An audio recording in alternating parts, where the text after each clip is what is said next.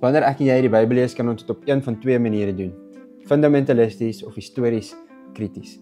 Fundamentaliste sê dat jy lees die Bybel soos daar staan. As die woord so sê, dan is dit so. As God sê, die skepping is in 7 dae geskep, dan is die skepping in 7 dae geskep. Ongeag van dinosoure se evolusie, ons gee nie om nie, die Bybel sê dit vir ons.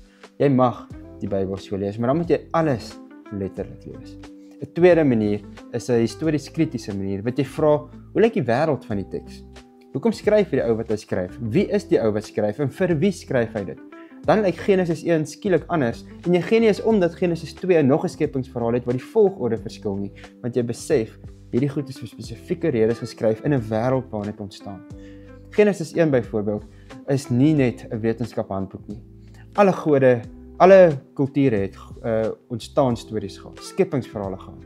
Die Babiloniërs het gesê, 'n bekende verhaal, Enuma Elish, dat die gode oorlog maak en dat die gode wat verslaan word die aarde gemaak.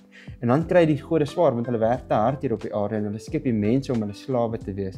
Maar alles eindig in 'n gemors. Ons skepingverhaal sê vir die Babiloniërs, julle gode, die maan en die son word by ons eers op dag 4 gemaak. My God maak jou God eers op dag 4. En hy skep aan die mens later, want alles is nie baie goed voordat God nie iemand het om 'n verhouding met hom te hê nie.